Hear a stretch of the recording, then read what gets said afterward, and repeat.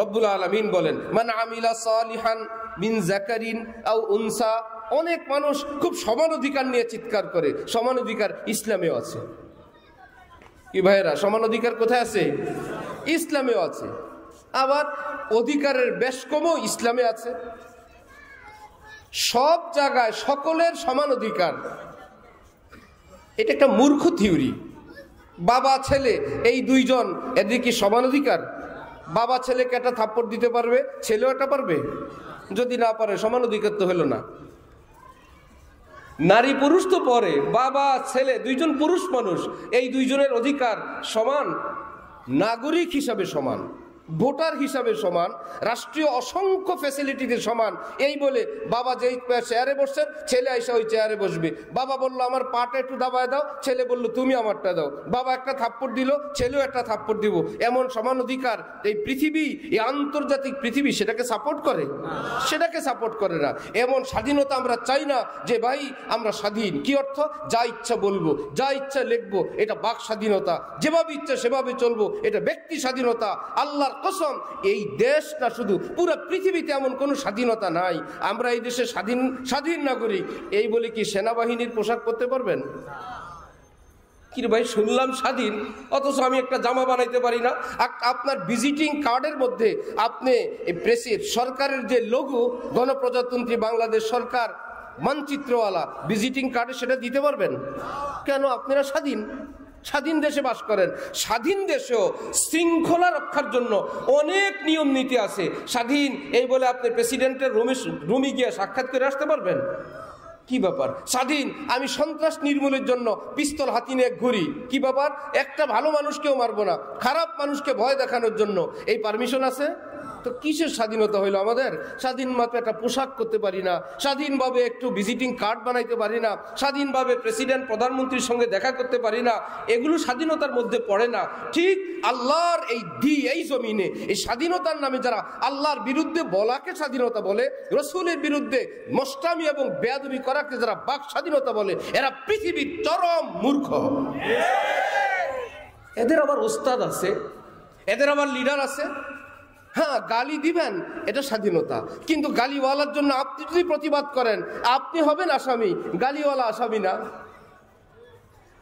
अजीब दुनिया का हाल है, जो है गुनाह हलाल है, आइब भी अज कमाल है, दुनिया गले का हार है, यही अगर बहार है आग लगे बहार में। हजरत खाजा साहब बोलेन, दुनियार आश्चर्य अवस्था, उल्टाटाई एखन सीधा, उल्टाटाई एखन भाव। जे हयतो आसामी, आल्लाह रसूलेर बिरुद्धे गाली दिल, से आसामी ना, जे तार प्रतिबाद करलो से आसामी। भालो सिस्टेम तो ओहो, जे सूद घुष खाय एखन तारा भालो, ओई अफिसे यदि एकजने ना खाय सबाई मिले बोले এটা গাধা, এটা বোকা। কোত্থেকে আসছে এ দরবেশ, কোত্থেকে আসছে এই হুজুর? হুজুরদেরকে অনেক লোক বলে এরা কিচ্ছু বুঝে না। আমি ভাবতাম এত কিছু বুঝে আলেমরা, এরা কিছু বুঝে না। কি ব্যাপার? পরে জানতে পারলাম অফিস আদালতে কিছু হুজুরের কাজ তো হয়, বিভিন্ন অফিস আদালতে বিভিন্ন কাজে তো যাওয়া লাগে। কিন্তু এই হুজুরকে বলে আপনি পরে আইসেন, পরে আবার গেছে। আবার বলে আপনি আগামী সপ্তাহে আইসেন, পরে গেছে। পরে বললো আজকে হবে না, পরে আবার গেছে। এই যেই বেচারা বলতেছে, এই বেচারা যে কি বলে হুজুর এটা বুঝে না। বুঝছেন এবার কি বুঝে না? হুজুর তো সহজ সরল মানুষ, যে ভাই আমার একজন ভাই বলছে পরে আইসেন, ঠিক আছে। আগামী সপ্তাহে আইসেন, ঠিক আছে। অমুক দিন আসেন, ঠিক আছে। এই সবগুলো আসেনের যে কি একটা অর্থ আছে, এটা আবার দুনিয়ার লাইনে যারা থাকে এরা বুঝে ফেলে। আচ্ছা ভাই আপনার নাম্বারটা দেন, ঠিক না? কত লাগবে, কি লাগবে? এক হুজুর বুঝে না। তো বুঝে না, ভালো জিনিস বুঝে না, না খারাপটা বুঝে না, এটা বুঝার দরকার কি? হাকিমুল উম্মত হযরত থানভী লিখছেন, এক লোকের গরু হারানো গেছে। খুঁজতে খুঁজতে গিয়ে জানতে পারলো গরু মসজিদে প্রবেশ করছে। এই কারণে মুয়াজ্জিন সাহেব গরু গ্রেফতার করে রেখে দিয়েছেন। গরুর মালিক মসজিদের দরজায় এসে মুয়াজ্জিন সাহেবকে বললেন, মুয়াজ্জিন সাহেব আপনি নাকি আমার গরু গ্রেফতার করলেন, আটক করলেন। করবো না, গরু মসজিদে প্রবেশ করছে, আপনি কোথায় ছিলেন? এবার গরুর মালিক বলতেছে, গরু কি মসজিদ মন্দির চিনে? না, চিনে না। এই জন্যই তো মসজিদে ঢুকছে। আমরা যে চিনি, কোনোদিন আমাদেরকে মসজিদে দেখছেন? আমরা যে বুঝি, আমরা তো কোনোদিন ঢুকি নাই। গরু বুঝে না, এই জন্য ঢুকছে। শুনছেন বুঝের মানুষের খবর? যারা সুদখোর ঘুষখোর, ইশারায় বুঝে, ইঙ্গিতে বুঝে, ডাইল কইলে কি সেটা বুঝে, শরবত কইলে কি সেটা বুঝে, আলেমরা হা করে থাকায় থাকে। এখন আমরা এরা বুঝে না। আর যারা শয়তানি করে, দুষ্টামি করে, সুদ খায়, খাওয়ায়, ঘুষ খায়, খাওয়ায়, এরা নাকি এখন বুঝে। হযরত খাজা সাহেব বলেন, अजीब दुनिया का हाल है बहरा, দুনিয়ার আশ্চর্য অবস্থায় जो है गुना হালাল है, যেটা গুনার জিনিস সেটা এখন বৈধ।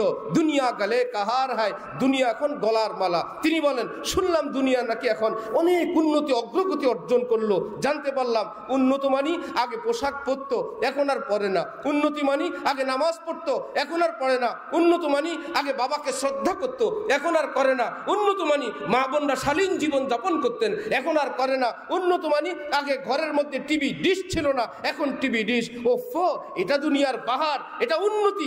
আগ লাগে বাহার মে, এইরকম উন্নতিতে আগুন লাগুক। এইরকম উন্নতি চাই আমরা? আমার মা বোনরা ছিলেন, বেড়াইতে যাবেন, একে বোরকা, দ্বিতীয়ত রিক্সা, রিক্সার উপরে আবার একটা চাদর দিয়ে পেঁচানো, আর যদি পায়ে হেঁটে যান একে বোরকা, বোরকার উপরে আবার ছাতা, এই পর্দা জোর করে হইলেও আজকের মা বোনরাও করেন। কিন্তু করেন লাশ যখন কবরে নামায়, পুরুষের লাশ আর মা বোনের লাশের ডিজাইন কি একরকম?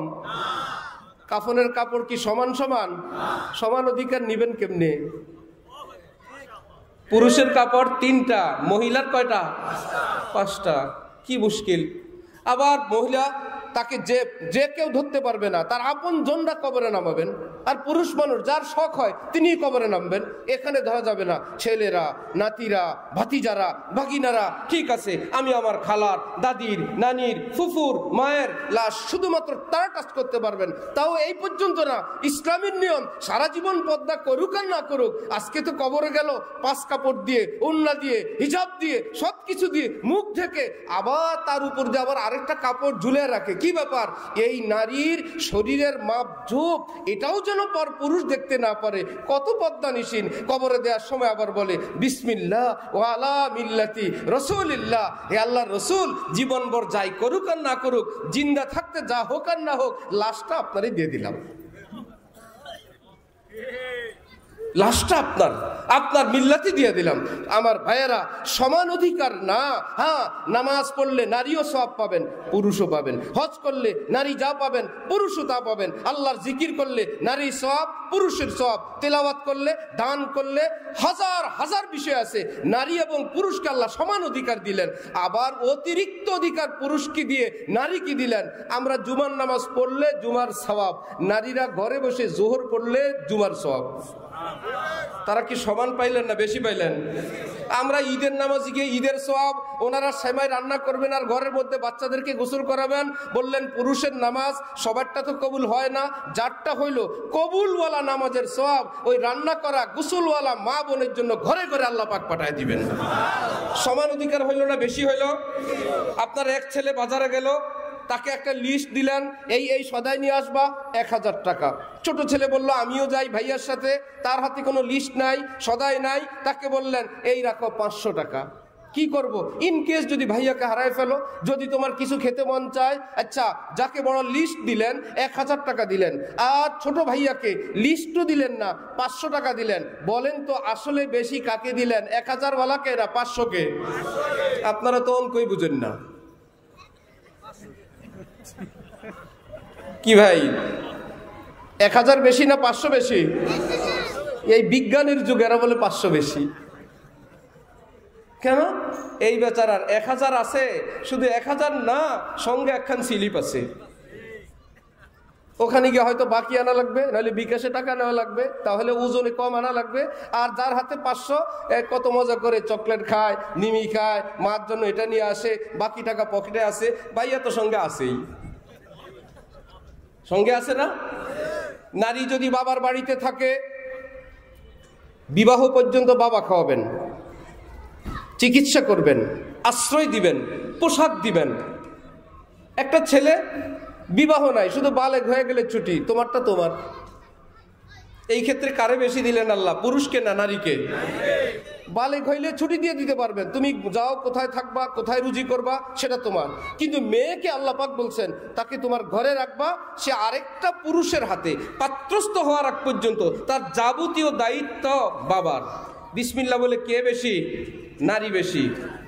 এবার বিবাহ হবে, বিবাহ কার হয়? একজনের হয় না দুজনের হয়? দুজনেরই তো হয়।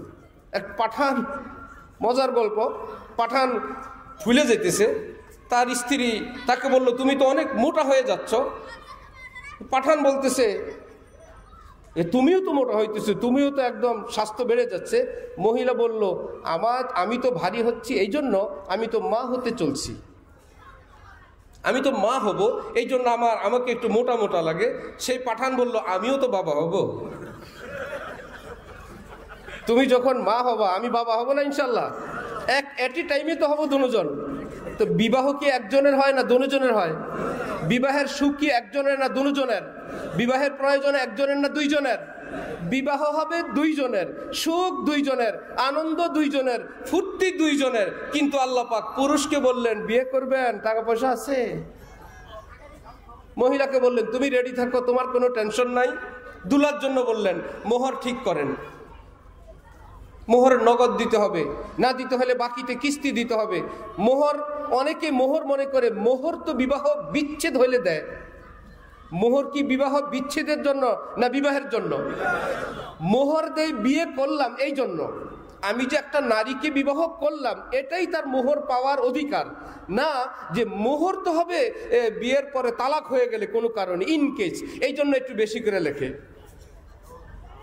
আটকানোর জন্য। অথচ হাদিসে পাকে আছে যেই বিয়েতে খরচ বেশি ওই বিয়েতে বরকত নাই। আজকে বিকালে এক বিয়ে ভেঙে আসলাম, ভাঙ্গার খবর শুনলাম, এখন এসে সর্বশেষ খবর হলো তিনি বলতেছেন আমি 58 ভরি স্বর্ণ দিছি ছেলের বাবা, এখন আত্মীয়তা তারা রাখবে না, আমি কি স্বর্ণ পাবো হজরত? কি হিসাবে দিলেন? বললেন মোহর হিসাবে দিলাম। ঘর করছে কয় বছর? 4.5 বছর। তো মোহরের অধিকার তো নারীর, দিয়ে দিলেন তো সেই নারী, সে তো বিবাহ করছে, স্বামীর ঘর করছে, এই সব স্বর্ণের মালিক সে হয়ে গেছে। এখন যদি বউ নাও রাখেন ওই মোহর তার 48 না আরো যদি দেন সবটা নারীর মালিক হয়ে গেছে, এটা ফেরত আর পাবে না। তাহলে ছেলেকে বলল মোহর রেডি করো, আবার বলল কি ঘর রেডি করো। যদি কারো ঘর ব্যবস্থা না থাকে একজন মেয়ের জন্য আলাদা ঘর দিতে হবে, ইসলামের বিধান। যদি ঘর না হয় কমপক্ষে একটা রুম দিতে হবে, যেই রুমের চাবি ওই নারীর কাছে থাকবে। শাশুড়ি কিংবা ননদ কিংবা অন্য কেউ এসে অনধিকার চর্চা করে অন্যায়ভাবে ওই রুমে তার পারমিশনের বাইরে প্রবেশ করতে পারবে না। হ্যাঁ, আমার বাড়ি, আমার ঘর। এক শাশুড়ি তার বউকে বলছিল পরের বাড়িতে অত বড় কথা বলতে নাই। কে বলল? কাকে? বউ ছিল দুষ্ট, সে বলল আমারও পরের বাড়ি, আপনারও পরের বাড়ি, আপনারও এই বাড়িতে বিয়ে হয়েছে, আমারও, আপনার কদিন আগে হয়েছে, আমার কদিন পরে হয়েছে, এই তো। অথচ শাশুড়িরা ভুলে যায়, একটু মেয়াদ বাড়ার পর মনে করে এটা আমার বাড়ি। ভাই আপনার বাড়ি কেমনে হইলো? এই বাড়িতে আপনার বিয়ে হয়েছে, এইভাবেই তো। ওই মহিলাটা ছোটটা, তারও তো বিয়ে হয়েছে। আপনি যদি বলেন আমার বাড়ি, সেও বলতে পারবে আমার বাড়ি। শাশুড়ি বলে পরের বাড়ি, অফ আশ্চর্য। এই জন্য নারীর দুশ্মন পুরুষ না, নারীর দুশ্মন নারী, এটাকে মনে রাখবেন। আমাদের দেশের যত যন্ত্রণা স্বাধীনতার পর থেকে, আমাদের বুঝ হওয়ার পর থেকে যত জয় ঝামেলা দেখলাম, পুরুষে পুরুষে না নারী নারী? নারীর দুশ্মন নারী, ঘরেও দেশেও। এবার বলল মোহর, আল্লাহ মোহরের টাকা জোগাড় করলাম, আল্লাহ পাক পক্ষ থেকে বিধান, ঘর ঠিক আছে, আল্লাহ ঘরের ব্যবস্থা নাই। নবীজি বলেন ঘর না থাকলে বিয়ে নাই তোর কপালে। আল্লাহ ইয়া রাসূলুল্লাহ আমি তো যুবক, আমার বিয়ের দরকার, কি করা? নবীজি বলেন ফালিয়াসুম, রোজা রাখো টানা। বিয়ে করার পারমিশন নেই। এই জন্য অনেকেই খুব জোর দিয়ে বলে বিয়ে করা সুন্নত। ভাই বিয়ে করা সুন্নত না, কারোর জন্য বিয়ে করা ওয়াজিব, কারোর জন্য বিয়ে করা সুন্নত, কারোর জন্য বিয়ে করা মুস্তাহাব, কারোর জন্য বিয়ে করা হারাম। বিয়ে করা হারাম কেন? যেই বেচারা মনে করে আমার স্ত্রীর হক আমার দ্বারা আদায় করা সম্ভব না, আমি বড় জালেম, আমি কোনো না কোনোভাবে আনফিট, এই বেচারা জেনে বুঝে তার উপর অত্যাচার হবে, এটা নিশ্চিত। এর জন্য বিবাহ করা সুন্নত না হারাম?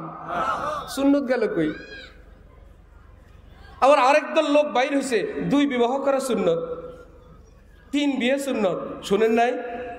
দলিল কি দেয়? ভাই নবী যেটা করেন সেটাই সুন্নত। বড় মুশকিল কথা। সাধারণ মানুষ শুনিতে বলে আরে চান্স পাইলাম, এমনি মনে চুলকানি। আবার হুজুর এসে বলে দিল মাশাআল্লাহ, আমি বিয়ে করলে তো খালি আমার মনের আশাই পূরণ হবে না, শরীয়তের একটা আমল হবে। কারণ নবীজি বিবাহ করছেন। তাদের জন্য সংক্ষিপ্ত ওয়াজ হইল, নবী বিবাহ করছেন, প্রথম স্ত্রী নবীজির চেয়ে কত বছরের বড়? 15 বছর। নবীজির বয়স 25, স্ত্রীর বয়স এক বর্ণনায় 40, আরেক বর্ণনায় 45, 40 ধরেন। তাহলে নবী যা করেন তাই সুন্নত। আপনি আপাতত এই সুন্নত দিয়ে স্টার্ট করেন। আপনার স্ত্রী আপনার চেয়ে 15 বছরের বড়, বিসমিল্লাহ। দ্বিতীয় সুন্নত, যে স্ত্রী কি বিবাহ করলেন উনি কি কুমারী ছিল নাকি বিধবা ছিলেন? বিধবাও কয় বিধবা, আগে 1 বিবাহ না 2 বিবাহ। খাদিজা রাদিয়াল্লাহু তাআলা আনহার আগে বিবাহ 2টা হয়েছে, 2 ঘরের সন্তান ছিল। তাহলে এইরকম একজন স্ত্রী লাগবে যে যার আগে 2টা বিয়ে হয়েছে, 2 ঘরের সন্তানও হয়েছে, এবং আমার বয়সের থেকে 15 বছরও বেশি। নবী যা করেন সবই যদি সুন্নত হয়ে যায়, ওহো, কোরআন শরীফের কি ভাল লাগে না? আকিমুস সালাহ ভাল লাগে না? আতুজ যাকাত ভাল লাগে না? কুলিল মুমিনিনা ইয়াগুযু মিন আবসারিহিম ভাল লাগে না? কি ভাল লাগে? কুলু ওয়াশরাবু। আল্লাহ বলেন খাও পিও, খাও পিও। কত মজা আল্লাহর এই কথাটা, খাও পান করো। ও শুধু মতলবেরটা ভালো লাগে, দ্বিতীয় বিবাহ করা সুন্নত, এটা মজা লাগে। নবী তো দ্বিতীয় বিবাহ করলেন নিজের চেয়ে 15 বছর বেশি, দ্বিতীয় বিবাহ করলেন বিধবাকে। সুতরাং কেউ যদি বলেন আমার জীবনের নিয়ত আছে এই আমল করব, তাহলে নিয়ত প্রথম থেকেই শুরু করেন। আপনি যদি বলেন আমি তো বিয়ে করেই ফেলছি, বেশি বয়সেও করি নাই অথবা বিধবাও করি নাই, আপনার জন্য আরেকটা সুন্নত বাকি আছে। নবীজির প্রথম স্ত্রী আম্মি জান হযরত খাদিজা রাদিয়াল্লাহু তাআলা আনহা যতদিন জীবিত ছিলেন নবীজি দ্বিতীয় বিবাহ করেছিলেন? তাহলে আপনি এই সুন্নতটুকু আদায় করেন। আগের গুলো তো মনে ছিল না। বিবাহের আগে এই ওয়াজ শুনেন নাই যে আমি তো কুমারী বিয়ে করলাম, কম বয়সী করলাম, এই 2টার থেকে ছুটি। এইটা তো ঠিক আছে, এই প্রথম স্ত্রী যতদিন জীবিত ছিলেন নবীজি দ্বিতীয় বিবাহ করেন নাই। আপনি এই আমল শেষ করেন, তারপরে ইনশাল্লাহ দেখা যাবে আর কয়টা করতে পারেন। শুধু মধ্যখান থেকে কুলু অসবু ভালো লাগে এই জন্য। তাহলে স্বামীকে বললেন কি করো? মোহর রেডি করো, মোহর রেডি। তারপরে বললেন ঘর ঠিক করো, ঘর রেডি। এইবার শরীয়তের পক্ষ থেকে প্রশ্ন, জুলুম অত্যাচার হবে না তো? নিশ্চিত তো যে তুমি জালেম, তুমি সীমা লঙ্ঘনকারী না তো?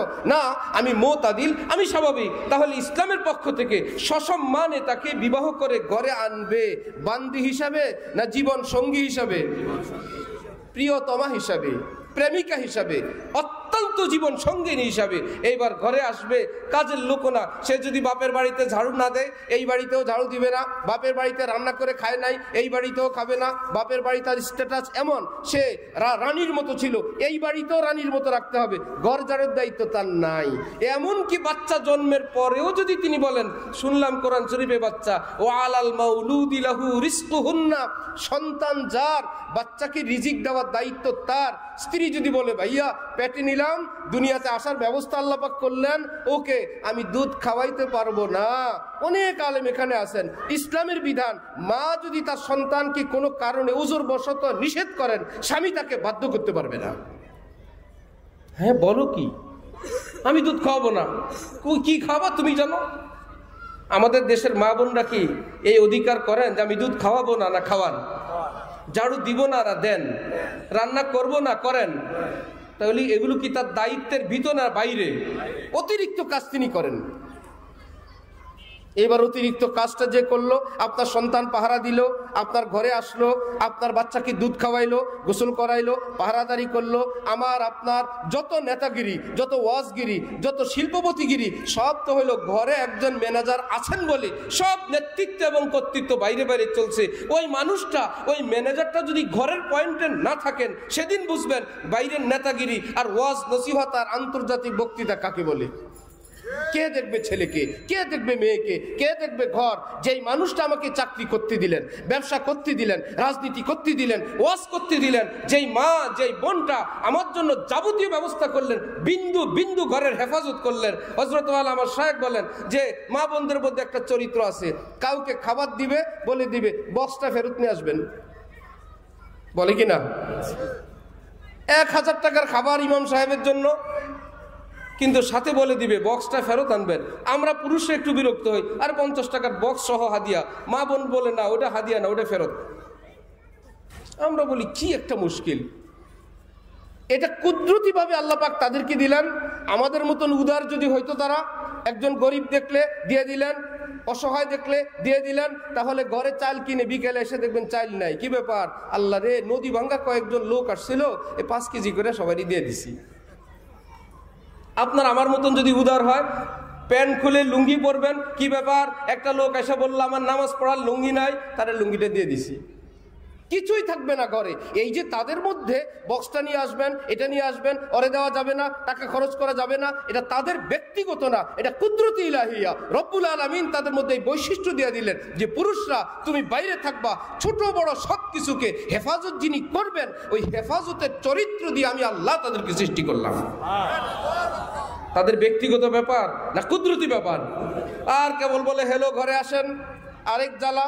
হেলো ঘরে আসেন, আর কতক্ষণ লাগবে? আমার শায়েখ হযরত ওয়ালা ঢালকানগর আল্লামা শাহ আব্দুল মতিন বিন হুসাইন সাহেব দামাত বারাকাতুহুর নিকট ডাক্তার এসে বললেন আমার স্ত্রী আমি রাখবো না। কি অপরাধ?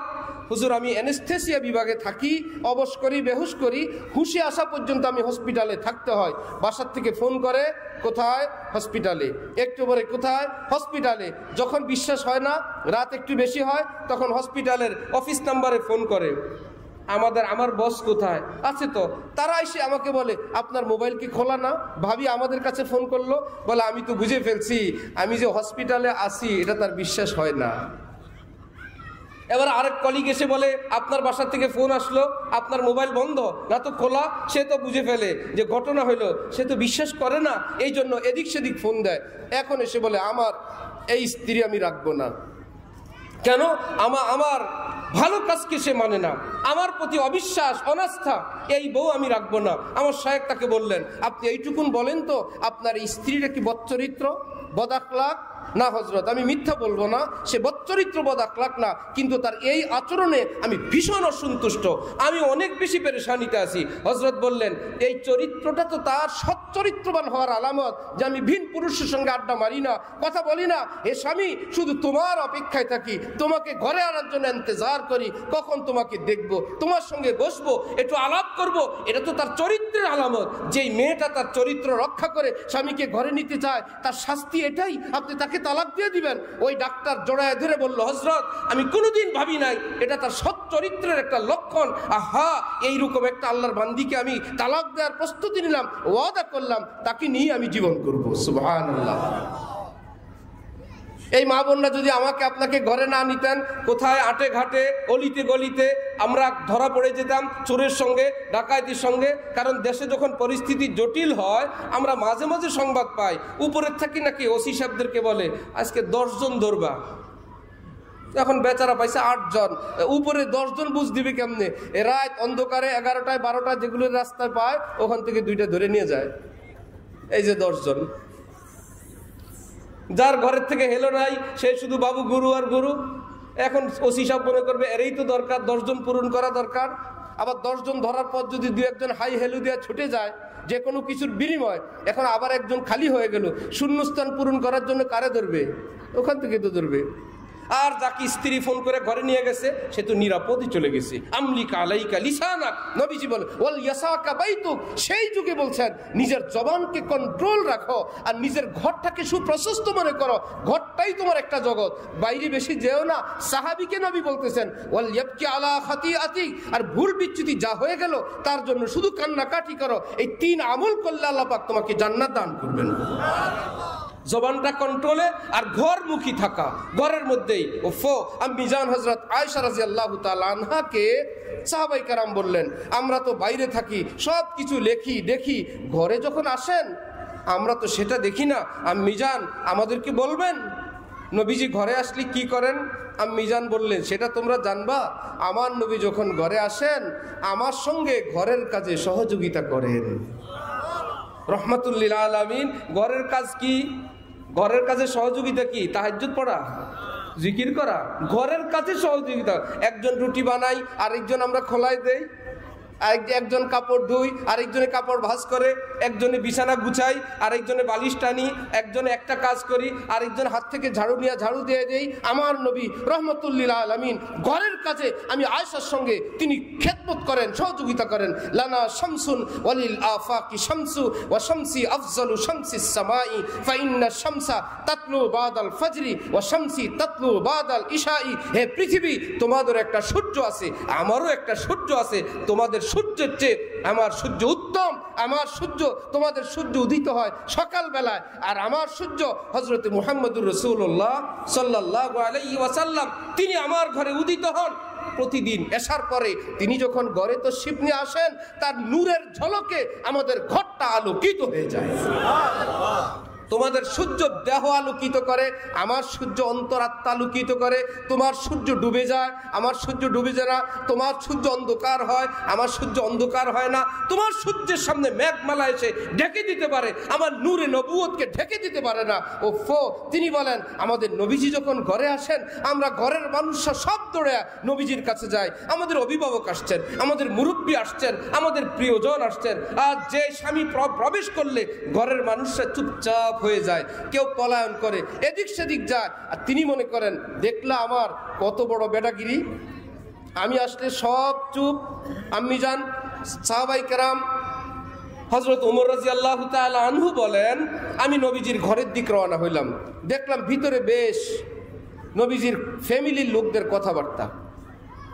তারা যখন টের পাইল নিজেরা কথা বলতেছে, চুপ চুপ, ওমর ওমর ওমর আসতেছে, চুপ। ওমর তো ওমরই। আল মুমিনুল কাবিয়্যু খায়রুম মিনাল মুমিনিজ যায়ীফ। নবীজি বলেন শক্তিশালী হৃষ্টপুষ্ট মুমিন উত্তম দুর্বল কমজোর আধামরা থেকে। আধামরা কি করবে? নামাজ পড়তে সেজদা দিলে পারে না, রুকু দিলে পারে না, তাহাজ্জুদ তো প্রশ্নে আসে না, জিহাদের ডাক দিলে বলে আমি হসপিটালে যাওয়া জরুরি। কিসের জিহাদ? আর যদি হৃষ্টপুষ্ট হয়, নামাজও পারে, কর্মও করতে পারে, প্রয়োজনে জেহাদও করতে পারে, তাহলে শরীরে শক্তি হয় না খাইলে, না খাইলে, খারাপ খেলে না ভালো খেলে। এই হাদিস থেকে বোঝা যায় উত্তম উৎকৃষ্ট ফ্রেশ খাওয়া সাধ্য মতো, এটা ইসলামের শিক্ষা। শুনতেছেন? আপনি খেলেন পচা, বাসি, নষ্ট, এতে করে শরীর সুস্থ হবে না অসুস্থ হবে? নবী বলেন আল মুমিনুল কাবি খায়রুম মিনাল মুমিনিজ যায়ীফ। দুর্বল কমজোর অচল মুমিনের চেয়ে হৃষ্টপুষ্ট সুস্থ মুসলমান এটা উত্তম। তাহলে উত্তম থাকার জন্য ভালো খাই, ভালো পড়ি, আর বলি আমি আমার জন্য খাই না। আমার নবী বলছেন ভালো খাওয়া উত্তম। আমি আমার জন্য খাই না, আমি সেজদা করার জন্য খাই, আমি লম্বা জিকির করব সেই জন্য খাই, আমি তাহাজ্জুদ পড়বো সেই জন্য খাই, লম্বা তেলাওয়াত করব সেই জন্য খাই, প্রয়োজনে আল্লাহর রাস্তায় জিহাদ করব সেই জন্য খাই। আচ্ছা, হযরত ওমর তো ওমর, তিনি কখনো থামানো ঘোড়ায় উঠতেন না। ঘোড়াটা থামানো আছে, তার পিঠে উনি উঠবেন, উনি বলতেন এগুলো তো মহিলাদের কাজ। সাইকেলের ক্যারিয়ারের মধ্যে থামানো অবস্থায় কে কে উঠে? হয়তো মহিলা, নয়তো বাচ্চা। আর যারা অত্যন্ত পারদর্শী তারা থামানো না, চালককে বলে তুমি চালাও, সে সময় মতন এক জাম্প দিয়ে পিছনে উঠে যায়। এটা পুরুষের, সুপুরুষের আলামত। হযরত ওমর বলতেন এই থামানো ঘোড়ার উপর উঠা এগুলো বাচ্চাদের কাজ, এগুলো মহিলাদের কাজ, আমিও এমনি উঠবো। তিনি ঘোড়া চালাইতে থাকতেন। তিনি ঘোড়ার নিচে, ঘোড়া যখন দৌড়াইতে দৌড়াইতে একদম ঢেউয়ের মতন তরঙ্গ শুরু হইতো, এক লাফ দিয়ে ঘোড়ার পিঠে উঠে যেতেন। তিনি তো ওমর ভাই, তুমর তো ওমর। নিজের সাথী সঙ্গী নিয়ে রওনা হইলেন। হঠাৎ প্রয়োজনে একবার একটু পিছনের দিক তাকাইলেন, যেই কয়েকজন সাথী ছিল হযরত ওমরের এক চাহনির চোটে সব মাটিতে পড়ে গেছে। শুধু এইভাবে চোখ ফিরাইলে সব মাটিতে পড়ে গেছে। সেই ওমর নবীজির ঘরের দিকে আসতেছেন, মা বোনরা বলতেছে চুপ চুপ, ওমর ওমর। ঘরে কোনো আওয়াজ নাই। এবার গেলেন, হযরত ওমর একটা খুতবা দিলেন। আশ্চর্য বিষয়, নবীজি ঘরে আর তোমরা জোরে জোরে কথা বলো। ওমরকে দেখে চুপ আর নবীর সঙ্গে জোরে জোরে কথা, এটা তো হইল না ভাই। বড়র সঙ্গে বড়র মতো থাকো। আমি ছোট, আমি তো ওমর, আমাকে দেখে ভয় পাও, নবীকে দেখে ভয় পাও না, এটা কেমন বিষয় হলো?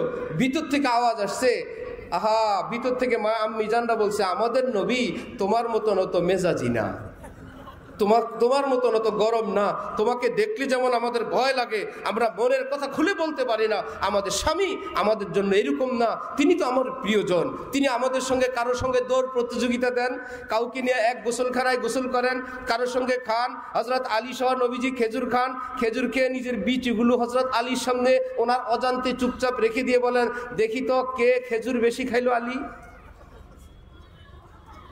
শুনতেছেন? হযরত আলী তো অবাক, এত খেজুর তো আমি খাই নাই ভাই, বিচি একটু বেশি বেশি দেখা যায়, ওই দিকে তো কম দেখা যায়। হযরত আলী ভাবলেন এটা মেজা, এটা এখন মজার মুহূর্ত চলছে। হযরত আলী বললেন, অনেকে খেজুর খায়, অনেকে বিচি সহই খায়, এখন তো দেখলেন বড় মুশকিল যে নবীজি ভাবতেছেন আমি মজা করলাম, আলীও তো আমার সঙ্গে মজাই করতেছে, এটা কি সুন্নত না?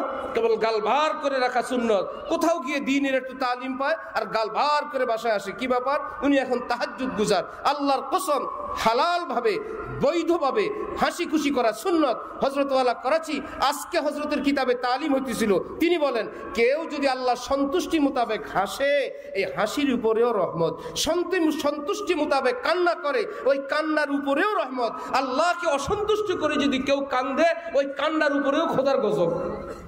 কেন? সে কান্দে তার লায়লার জন্য, আল্লাহ আমার লায়লারে মিলিয়ে দাও, আল্লাহ আমার লায়লারে মিলিয়ে দাও, আল্লাহ আমার অমুক বান্ধবীরে মিলিয়ে দাও, বান্ধবী কান্দে, আল্লাহ আমার অমুক বন্ধু মিলিয়ে দাও, চোখের পানি দেওয়া ভাইসে গেল। হযরত আলা করাচি বলেন এই চোখের পানি গাধার পেশাবের চেয়েও আরো নিকৃষ্ট। দূর থেকে তো দেখা যাবে কত বুজুর্গ চোখের পানিওয়ালা, কিন্তু কান্দে মাওলার জন্য না লায়লার জন্য? ওহো, আল্লাহকে অসন্তুষ্ট করে কানলেও গজব, আল্লাহকে অসন্তুষ্ট করে হাসলেও গজব। আরেকজন বিপদে পড়ছে, খিলখিল করে হাসে, আরেকজন মজলুম এখানে বসে বলে হ্যাঁ মারো আরো মারো, যেই দলেরই হোক, শুধু আমার দলের না, এবার মরে যাক, অন্যায়ও যদি তার উপর হয়, এখানে খিলখিল করে হাসে। নবীজি বলেন পৃথিবীর কোন প্রান্তে যদি অপরাধ হয়, অপর প্রান্তে যদি এই অপরাধের কেউ সাপোর্ট করে, অন্যায় সাপোর্ট করে, কিয়ামতের দিন এই অপরাধীদের মধ্যে তাকেও শামিল করা হবে, এই খুনের মধ্যে তুমিও ছিলা।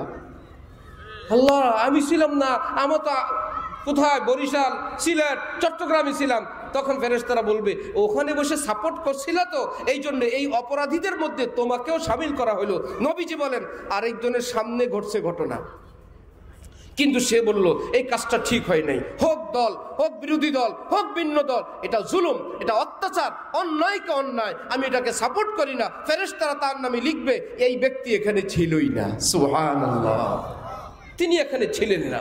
এই জন্য আমার ভাইয়েরা, আমরা স্বামী স্ত্রীর জীবন এবং নারীর অধিকার সম্পর্কে মুসলিম সমাজ এতটা গাফেল, এতটা অজ্ঞ, শুধু বুঝে নামাজ, ইশরাক, আওয়াবিন, তাহাজ্জুদ, এইটুকুন বুঝেন। হাকিমুল উম্মত আশরাফ আলী থানভীর মতন হাফেজ, আলেম, মুফতি, মুহাদ্দিস, ফকি, মুজাদ্দিদ, পৃথিবী বিখ্যাত আলেম, তিনি লিখছেন স্ত্রীর সঙ্গে সামান্য একটু সময় খুশ গল্প করা, হাসি খুশি করা, এরকম মজার আলাপ করা, এটার দাম হাজার হাজার রাকাত তাহাজ্জুদের চেয়ে বেশি।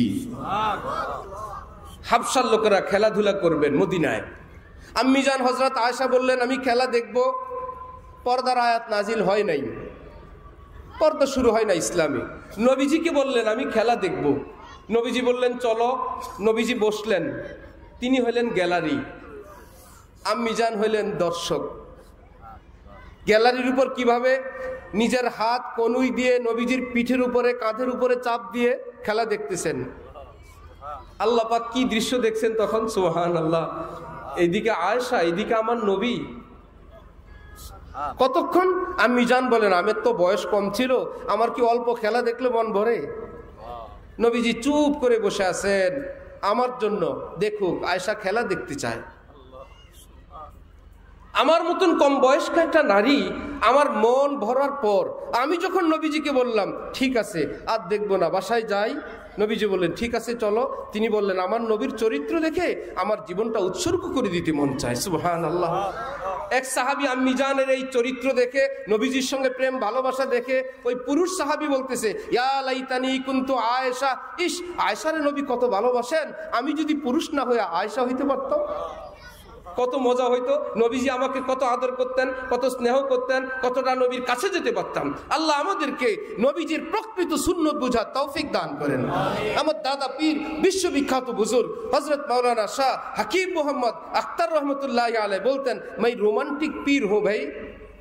আশ্চর্য কথা, হযরত বললেন আমি রোমান্টিক পীর, দুনিয়া রোমান্টিক, আমিও রোমান্টিক। কি হযরত খানকার নাম রাখছেন? আমার খানকা হলো রুহানি বিউটি পার্লার। সবাই অবাক, একই জিনিসের একটু নামটা চেঞ্জ। আমার ভাইরা পোলাও চাল আগেও ছিল, গাজর আগেও ছিল, শশা আগেও ছিল, মুরগি আগেও ছিল, চিংড়ি আগেও ছিল, ছিল কি না?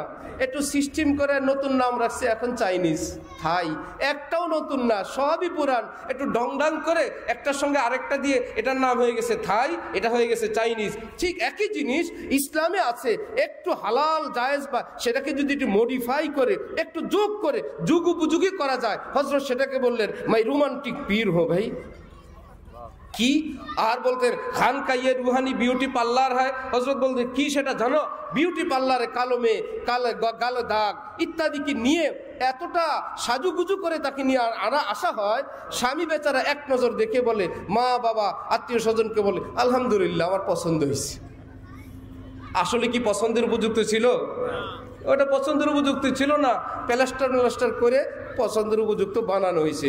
ভিতরে যা ছিল তাই রয়ে গেছে। হযরত ওয়ালা করাচি বলেন, যার জীবনে গুনাহের দাগ, নষ্টামির দাগ, অপরাধের দাগ, বচ্চরিত্রের দাগ, এটা তো আল্লাহ পাক পছন্দ করবেন না। খানকাহে যদি কোনো হক্কানি আল্লাহওয়ালা, আল্লাহর কোনো দিওয়ানা, আল্লাহর কোনো আশিকের পালায় পড়ে, ওই আল্লাহওয়ালা চোখের পানি দিয়ে, দোয়া দিয়ে, মুনাজাত দিয়ে, প্রেম দিয়ে, ভালোবাসা দিয়ে, আল্লাহর মোহব্বতের এমন সুন্দর মেকআপ দিয়ে তার জীবনটা এমন সুন্দর করবেন, কিয়ামতের দিন রব্বুল আলামিন জগৎ স্বামী তিনি ওই বান্দাকে দেখে বলবেন, হ্যাঁ আমার এই বান্দা পছন্দ হয়ে গেছে।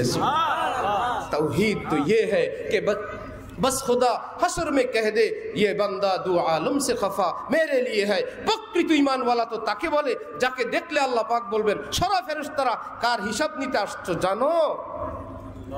হাজার ভুল বিচ্যুতি করুক কিন্তু জীবনের এমন পাঠ আছে তোমরা জানো না। ইন্নী আলামু মা লা তা'লামুন, আমি এত সব জানি তোমরা জানো না। যাই হোক, নারীর অধিকার মনে আছে একটু? তার পিছনেরটা শান্তি মনে রাখবেন। তাহলে বিয়ে হবে দুইজনের, মোহর দিবে স্বামী, নিবে কে? স্ত্রী। ভালো জিনিস তো, তিনি দিতে হয় আর মা বোন তিনি নেন। আবার বিধান, স্বামী কোনোদিন চাষ করতে পারবে না, প্রশ্ন করতে পারবে না তোমার মোহরের টাকাগুলো কোথায় দাও, বলতে পারবে না, এটা তো দিয়েই দিলেন। তিনি খাবেন, খাওয়াবেন, দান করবেন, ব্যবসা করবেন, সেটা তার ব্যাপার। স্বামী বলতে পারবে না এটা তো আমার টাকা তোমার কাছে রাখছিলাম। না বুঝার কারণে অনেকে মোহর ধরে, আবার না বুঝার কারণে মনে করে কেউ মোহর যদি না দেওয়া হয় আর স্ত্রী যদি মোহর মাপ না করে এটা কিন্তু মাপ হয় না। এই জন্য বাসর ঘরে গিয়েই বিসমিল্লাহ স্ত্রীর পা ধরে বসে থাকে, আমার কাছে তো টাকা পয়সা নাই, তোমারে তো মোহর দিব। এখন মা বোনরা আবার মহিলারে শিখিয়ে দেয়, স্বামী যদি এটা বলে তুমি বলবা আমি টাকা পয়সা চাই না, আমি আপনারে চাই। এত মনে করে ওনার মামলা এবং লেনদেন ক্লিয়ার হয়ে গেছে। এইরকম পা ধরার পরে যদি ঘটনাক্রমে এই তালাক হয়ে যায়, শেষে কি ওই কথা বলে আমি মাফ করে দিছিলাম? বলে 1 টাকাও মাপ নাই। আরে আশ্চর্য, বললে তুমি সব মাপ, বললো এটা একটা রেওয়াজ, এই মাপ না। এই জন্য অনেক দেওয়া না, এটা পরিস্থিতির শিকার হয়ে যেটা বলে এটার নাম বলা না। কোন স্বামী অসুস্থ মারা যাবে, স্ত্রী স্বামীকে খুশি করার জন্য শুনে বলল, আল্লাহ উনি যদি মারা যায় আমরা কি করব? আল্লাহ আমি মরলে তো আমার বাচ্চাগুলোকে দেখার জন্য উনি আছে, রুটি রুজি আছে, কিন্তু তিনি যদি মারা যায় আমাদের তো উপায় নাই। এই জন্য আল্লাহকে বলতেছে স্বামীকে খুশি করার জন্য, আল্লাহ আমার হায়াতটুকুন তুমি আমার স্বামীরই দিয়ে দাও, প্রয়োজনে আমারই নিয়ে যাও। স্বামী তো খুশি হয়ে গেছে, বাহ ভালোই তো দোয়া আমার জন্য। স্ত্রী এক রুমে ঘরে, স্বামী আর এক ঘরে ঘুমায়। ঘটনাক্রমে কুকুর একটা কোনো মিষ্টি বা গুড়ের হাড়ির মধ্যে মুখ ঢুকাইছে আর বের করতে পারে নাই। এখন কুকুর পড়লো বিপদে, মাথার মধ্যে বিশাল বড় গুড়ের একটা হাড়ি, কুকুর চোখে দেখে না, একবার এদিকে হাঁটে একবার এদিকে হাঁটে, ভুলে ওই মহিলার ঘরের দুয়ার বরাবর এসে খটখট করতেছে। সে তো দিনের বেলা কি বলছিল, আল্লাহ আমার হায়াত স্বামীরে দিয়ে দাও, প্রয়োজনে আজকেই তুমি আমার নিয়ে যাও, আমার স্বামীর হায়াত বাড়ায় দাও। মনে মনে তো টিম টিম, যদি আল্লাহ সত্যি সত্যি হায়াত নিয়ে গেলেন তাহলে তো আজরাইল আজকেই আমার কাছে আসবে। সে হালকা দরজা আওয়াজ দেখে দরজার ফাঁকা দিয়ে দেখে এইরকম প্রাণী তো পৃথিবীতে জীবনে দেখি নাই, বিশাল বড় এক মাথা। সে ভাবছে এটাই আজরাইল। এখন বলতেছে, আজরাইল কোন ঘরের রুগী আর কোন ঘরের সুস্থ বুঝে শুনে আইসো। রুগী ওই ঘরে, রুগী এই ঘরে না, রুগী ওই ঘরে। একটু একটু আগে না বলছিল দিয়ে দিছে, ওই দেওয়া দেওয়া না। মহিলারা যে বলে এই মোহর মাপ, এই মাপ মাপ না। আর আপনি পুরুষ মানুষ কেন মাপ চাইবেন? বলবেন যে তোমার এত টাকা মোহর, ওই দিন বলারও দরকার নাই। বিবাহ হয়ে গেছে, অভিভাবকরা যে সিদ্ধান্ত নিছেন ফিনিশ। নগদ কিছু গিফট করেন, টাকা দেন, গয়না দেন, নিজের জীবনের হক আলেম ওলামাদের সঙ্গে পরামর্শ করে পবিত্রতম বাসর ঘর কাটান, আর মনে মনে নিয়ত করেন যদি তৌফিক হয় সবটা দিয়ে দেন। একজন ছোট্ট ছেলে, কম বয়সী, বিয়ে হয়েছে আমাদের এখানে। কত মোহর? 7 লাখ। বললো নগদ কত? বললো হুজুর 7 লাখই নগদ। 7 লাখ নগদ, সমস্যা কি? মোহর যত বেশি হবে এটা সামর্থ্যের। আচ্ছা, মোহরের আলোচনা যেহেতু আসছে, ধনী মানুষ যে দিতে পারে 20 লাখ, ফ্যামিলিটাও সেরকম। 10 লাখ, ফ্যামিলিটাও সেরকম। কমপক্ষে 4-5 লাখ, ফ্যামিলিটা সেরকম। এরা আবার তবলিগি গিয়ে পিসাবের মুরিদ হয়ে হুজুরের সঙ্গে কয়েকদিন ঘোরাফেরা করে শব্দ একটা শিখছে, মোহরে ফাতিমি, এবং মনে করে মোহরে ফাতিমি সুন্নত। নবীজি বিবাহ করছিলেন কি মোহরে ফাতিমি দিয়ে? নবীজির মেয়ের বিবাহ না হয়েছে এই মোহর দিয়ে। নবী বিবাহ করছিলেন কি হযরত ফাতেমার মোহর দিয়ে? উত্তম হইল সাধ্য সামর্থ্য অনুযায়ী এই মেয়েটা কোন ঘরের, তাকে 10 লাখ দেওয়ার মতন স্বামীর উপযুক্ততা আছে, তাহলে 10 লাখ দেওয়াই শরীয়তে উত্তম। এই মেয়েটারে ঠকানোর জন্য মোহরে ফাতিমি বলে 1.5 লাখ বানানো নিষেধ। আমার হজরতের খানকায় বিবাহ পড়াইতে আসছে এরকম ধনী ফ্যামিলি। হজরত বললেন মোহর কি? সচিবের মেয়ে ছেলে। এখন সচিব সাহেব বলতেন হজরত মোহরে ফাতিমি। হজরত ধমকে উঠাই দিয়েছেন, মিয়া এইরকম একটা ঘরের মেয়ে আর আপনি হলেন সচিব, কেন মোহরে ফাতিমি দিয়ে 1.5 লাখ 2 লাখ ধরবেন? যান নতুন করে মোহর ঠিক করে আসেন। এখন দুই পক্ষ গিয়ে ওদিক থেকে ঘুরে ফিরে এসে বললো হজরত 5 লাখ। ঠিক আছে দেন। তাহলে কথায় কথায় যে কেউ ধনী গরিব সবাই মিলে মোহরে ফাতিমি, এ অভ্যাসও ছাড়া চাই। যাই হোক, তাহলে বিবাহের আগে মেয়ে বাবার কাছে, বিবাহের পরে 1 নম্বরে তার মোহর হাতে আসলো, দিল কে? স্বামী, পাইল কে? স্ত্রী। এইবার কার হোটেলে খাবে? স্বামীর হোটেল। চিকিৎসা, ভরণ পোষণ, কাপড় চোপড় যা আছে সব স্বামীর। ঘরের খাদ্য খাবার সব স্বামীর। এইবার এই মেয়েটাকে আল্লাহ পাক বললেন যদি তোর বাবা মারা যায় ওখান থেকে 500 টাকা তোমার। ছেলেকে বলল যদি তোমার বাবা মারা যায় 1000 টাকা তোমার। ছেলেটার দায়িত্ব কত? বিবাহের আগে ঘর বানাও, বিবাহের সময় মোহর দাও, বিবাহের পরে মেয়েরে খাওয়াও, বাচ্চা কাচ্চা হইলে তাদেরকে খাওয়াও। তার হাতে এত বড় লিস্টি হয়ে তাকে দিলেন 1000। যার হাতে বিয়ের আগে বাবার হোটেল, বিয়ের পরে স্বামীর হোটেল, সন্তানের কোনো টেনশন নাই, নিজের চিকিৎসার টেনশন নাই, তার হাতেও যদি আল্লাহ 500 দেন, 50% দেন, আল্লাহর কসম করে বলেন এই নারীকে আল্লাহ পাক কম দিলেন না বেশি দিলেন? যারা বলে সমান অধিকার, তাহলে সমান অধিকার, বিয়ে তোরও হয়েছে আমারও হয়েছে, গদ 2 জনের পয়সা দিয়ে বানাও, ঠিক না?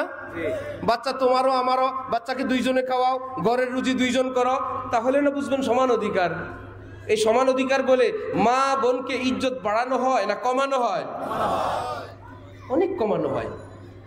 তারপরেও কেন অনেক মা বোনরা সমান অধিকার চায়? তারা ইসলামের ন্যায্য অধিকার থেকে মাহরুম। এটা হলো আসল কথা। ইসলাম তাদেরকে যে বাস্তব অধিকার দিল সেটা যদি পাই দেওয়া হয়তো, দেওয়া হয় না।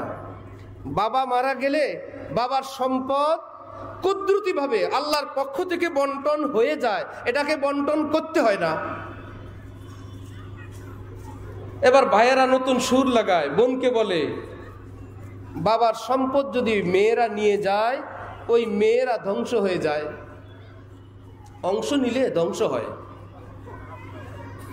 এই একই বেটা নিজের স্ত্রীকে আবার প্রেসার দেয়, শ্বশুর মারা গেল কতদিন, এখনো তোমার ভাইয়েরা সম্পদ ভাগ করে নাই। খেয়াল করেন না আপনারা? একই লোক তার বোনকে বলে যদি বাবার সম্পদ নাও ধ্বংস হয়ে যাবা। এই লোক আবার নিজের স্ত্রীকে বলে শ্বশুর সাহেব মারা গেল কতদিন, তোমার ভাইয়েরা সম্পদ দেয় না এখনো। একই তরমুজ, ভাইয়ে খাইলে সবটা ভিটামিন, বোনে খাইলে বিষ। একই বাবার সম্পদ, এটা যদি ভাই খায় সবটা ভালো, বোনে যদি নিতে আসে তাহলে ওরে বাবা, যদি আব্বা কবরে টের পায় আব্বার কবর ফেটে যাবে। আর মেয়েরা তো বাবার প্রতি দুর্বল, না আমার আব্বা কষ্ট পাবেন, এই টাকা আমার দরকার নাই। ওষুধের টাকা নাই, চিকিৎসার টাকা নাই, ঘর নাই। সে বোনরা এসে কি বলে জানেন ভাইদেরকে, না না আমরা এত অসভ্য না, কোনো টাকা পয়সা লাগবে না, আমরা বাবার বাড়ির সম্পদ নিব না, সব মাপ সব মাপ। বাংলাদেশের একজন বিখ্যাত আলেম, আবার উনি অধ্যাপক গিয়াসউদ্দিন সাহেব, উনি হজরত মৌলানা শাহ আবরারুল হক সাহেবের মুরিদ।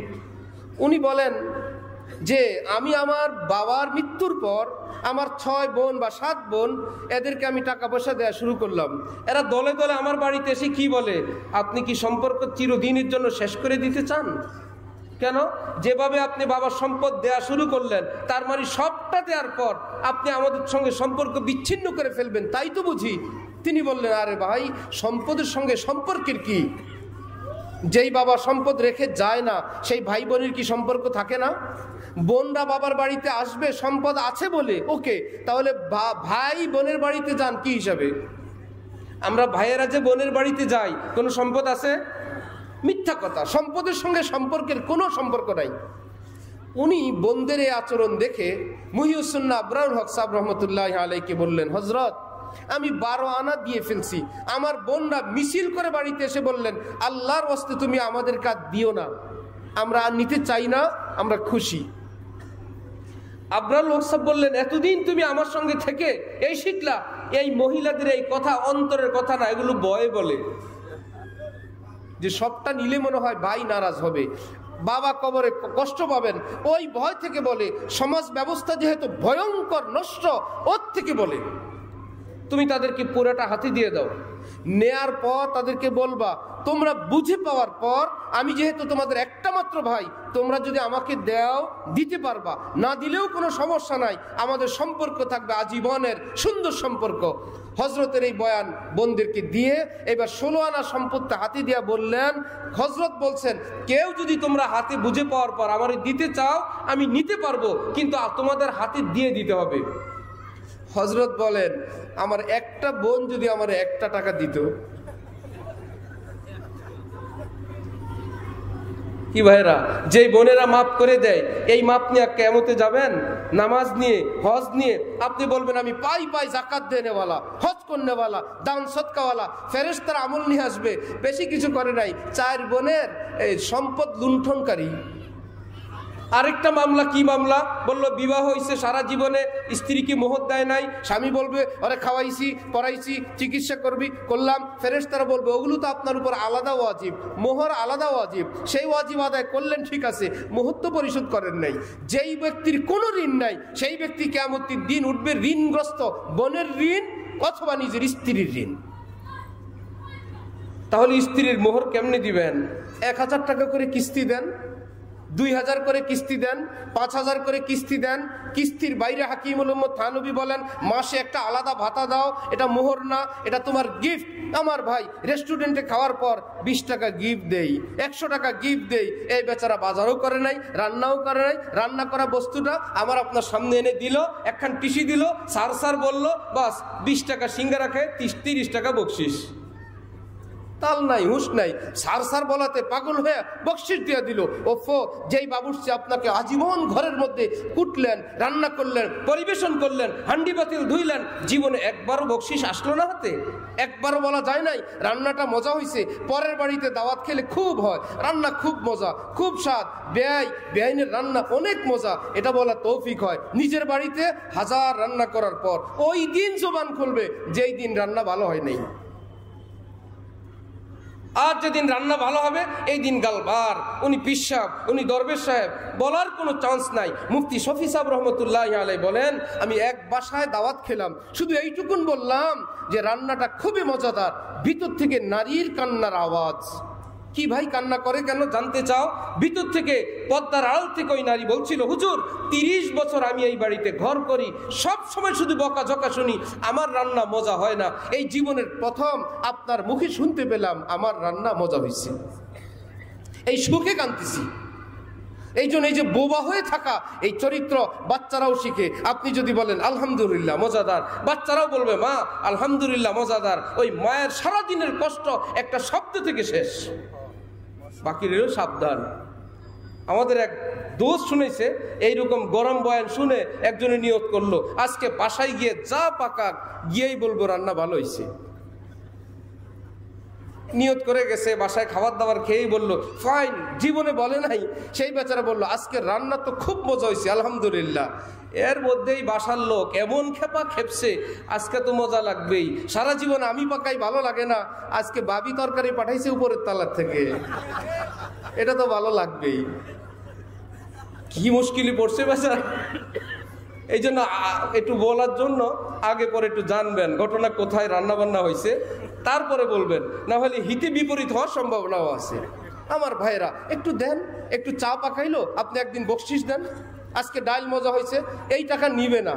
পত্রিকা একবার লিখছে পুরুষের কাছে যদি টাকা আসে রেস্টুরেন্ট খোঁজে, কোথায় যাওয়া যায়, কোথায় উড়ানো যায়, মামা যাবো না 300 ফিটে যাব, না কোন কোন জায়গায় বুফে খেতে যাব, মাথা খারাপ হয়ে যায় টাকা উড়ানোর জন্য। আর ওই ঘরের মা বোনের কাছে যদি টাকা আসে তিনি চিন্তা করেন ঘরের জন্য কি কেনা যায়, একটা হান্ডি, একটা পাতিল, একটা ফ্রিজ, একটা খাট, এগুলো কি স্ত্রীর ছিল না স্বামীর? স্বামীর টাকা দিয়ে স্ত্রীকে দিলেন, খুশিও পাইলেন, আবার আপনার ঘরের সামানই জোগাড় হইল। আমাদের এক পদ্মানিসীন আত্মীয়া মহিলা স্বামীকে বলে আপনি ঢাকায় জায়গা দেখেন, মাঝে মাঝেই বলে টাকা, আচ্ছা আমি একটু সহযোগিতা করব, ব্যবস্থা হবে, আল্লাহই দিবে, ইত্যাদি ইত্যাদি। একদিন কোনো এক কিছু খুঁজতে গিয়ে ওই হুজুর কোন ড্রয়ারে হাত দিয়া 1 লাখ টাকা পাইছে। এখন স্ত্রীকে বলে কি টাকা এটা? পরে বললো ওই যে আপনি মাঝে মাঝে আমাকে দেন, আমার ভাইয়া দেয়, বাবা দেয়, আমি এটা জোগাড় করছি রাখছি। এখন ওনার তো সন্দেহ হয়েছে তোমার কাছে আর কত টাকা আছে বলো। আর এখন সন্দেহ হয়েছে, মাঝে মাঝেই বলে জায়গা কিনেন, আমি একটু সহযোগিতা করব। ভালো করে ধরার পর ওই মা তিনি এখন বলতেছেন আমার কাছে মোট 11 লাখ টাকা আছে। কই এগুলো আমি আমার ভাইয়াদের কাছে রেখে দিছি, আপনি যেদিন জমিন কিনবেন আমাদের জন্য এই মাথা গুছানোর একটু জায়গার ব্যবস্থা করবেন। আমি না মাঝে মাঝে বলি আপনার হাদিয়া একটা টাকাও নষ্ট করি নাই, আমার ভাইয়া ব্যবসা করে সেখানে এত টাকা লাভ হয়েছে, অমুকে ব্যবসা করে আমি সেখানে লাগায় রাখছি, একটা সারপ্রাইজ দিব, যেদিন আপনি কিনবেন আমি আপনাকে দিব। যে সতী সাধবী হয়, সত্যিকার দিনদার ভালো স্ত্রী হয়, টাকা দিলে উড়ায় না, আপনি খুশি পাবেন, আপনার গিফটে আপনার জীবন সুখময় হবে। হাকিমুল উম্মত থানভী বলেন তাবিজ বুঝো, কবজ বুঝো, পীর মাজার গিয়া হাজার হাজার টাকা দেওয়া বুঝো, বেজাগায় দেওয়া লাগবে না। রান্না ভালো হয়, স্ত্রীকে দাও, মাসে মাসে তাকে গিফট দাও, দেখবা তোমার জীবনটাকে আল্লাহ পাক সুখময় বানায় দিবেন। মান আমিলা সালিহান মিন যাকারিন আও উনসা ওয়া হুয়া মুমিন। কোরআন শরীফে রব্বুল আলামিন বলেন নারী হোক পুরুষ হোক, এই জায়গা থেকে আমরা চলে গেছি না, এখানে আল্লাহ সমান অধিকার দিচ্ছেন। বললেন যেই নেক আমল করবে আমি আল্লাহ তাকে সুখের জীবন, আনন্দের জীবন, সম্মানের জীবন দান করব। আমার ভাইয়েরা हम ऐसे रहे या के वैसे रहे वहाँ देख ना है कि कैसे रहे हयात दो रोजा का क्या आयश गम मुसाफिर रहे जैसे तैसे रहे। দুনিয়ার জীবনটা কোনোভাবে কাটবেই, খেয়াল করা চাই আমি পরকালে কিভাবে থাকব, কবরে কিভাবে থাকব। স্ত্রীকে বলেন স্ত্রী আল্লাহ পাক আমাদের জন্য সন্তান দিলেন, চলো আমরা দিনওয়ালা ঘর হই, আমরা দিনদার হই, আমরা আল্লাহকে ডাকনেওয়ালা হই, আমরা দোয়া মুনাজাতওয়ালা হই। স্বামীর এই সুন্দর কথায় একদিন না একদিন আমার বোনের অন্তর গলবেই গলবে। আপনার সন্তানকে বলেন কিতাবে তালিম করেন, আলিম ওলামাদেরকে পরামর্শ নিয়ে কিতাব, বাজারের ওয়াজ মাহফিলের কিতাব নিবেন না, ভালো আছে বিপজ্জনক আছে, খ্রিস্টানের বইও বাজারে বেশি, আলিমরা বলে দিবেন। এখন তো সবাই পড়তে পারে, আপনার মেয়ে আমার ভাতিজিকে বলেন যে তুমি তালিম করো, স্কুল পড়ো, একটা মেয়ে বাংলাতেও পড়তে পারে, নবীজির জীবনী, সিরাতে খাতিমুল আম্বিয়া পড়লেই দেখবেন ঘরটাকে আল্লাহ পাক নূরে আলোকিত করে দিবেন। আল্লাহ রে, কি শুরু হইল! হাজার ওয়াজ করে যাকে সোজা করা যায় নাই, আমার ভাতিজিকে বলেন সে তালিম করুক, সে মুনাজাত দেখ। আপনার উপযুক্ত ছেলেকে বলেন সে তালিম করুক, আপনার স্ত্রীকে বলেন সে তালিম করুক। একদিন আপনি করেন, যে তালিম করবে সে মুনাজাত দিবে। তারা তো মুনাজাত পারে না, বলবেন হাত উঠাও, আল্লাহ পাকের হামদ বলো, আলহামদুলিল্লাহ রাব্বিল আলামিন। আল্লাহ নবীর উপরে দুরূদ শরীফ পড়ো, আওয়াজ দিয়েও পড়া লাগবে না, তুমি মনে মনে পড়ো, একটু আল্লাহর হামদ পড়ো, নবীর দুরূদ পড়ো। তারপরে আল্লাহর কাছে যা মনে চায় তুমি চাও, আমাদের জন্য, সকল মুসলমানের জন্য, মানুষের জন্য। শেষে আবার হামদ এবং দুরূদ পড়ে মুনাজাত দিয়ে দিবা। আল্লাহর কসম বললাম, ঘরে তালিম শুরু করেন, হাজার অসভ্যতা, অশ্লীলতা, নষ্টামি এবং অমান্যতা যেই ঘরের মধ্যে আছে, এই নবীজির জীবনী এবং মাসআলা মাসাইলের এই তালিমের বরকতে ওই ঘরটাকে আল্লাহ পাক পবিত্র বানায় দিবেন। চেষ্টা করবো ইনশাআল্লাহ। হাদিস শরীফে আছে, রাসূলুল্লাহ সাল্লাল্লাহু আলাইহি ওয়াসাল্লাম বলেন, কেউ যদি একবার কুল হুয়াল্লাহ পাঠ করেন, কোরআন শরীফে 3 ভাগের 1 ভাগ পড়ার সমান নেকি আল্লাহ তাকে দান করবেন। 3 বার পড়লে 30 পারা, 30 পারা কোরআন 3 বার কুল হুয়াল্লাহ পড়লে। এই জন্য কুল হুয়াল্লাহ পড়লেন কয়েকবার, এইবার কাকে দিবেন আপনি নিয়ত করেন, আব্বাকে, মাকে, জীবিতকে, মুর্দাকে, যতজনকে দিবেন দিবেন। হাদিস শরীফে নবীজি বলেন, যাকে নিয়ত করবা তার কাছে যাবে, তোমারটা কমবে না, তোমারটা থাকবে। আগে তো এই ওয়াজ বুঝাইতে কষ্ট হইতো, দিলে আবার কমে না, আমরা তো জানি কিছু হইলেও কমে। আমি তাদেরকে দিয়ে দিলাম, আমারটা কমবে না, এটা বুঝানো বহুত মুশকিল ছিল। হুজুররা বলতো যাই হোক মানেন, নবী বলছেন।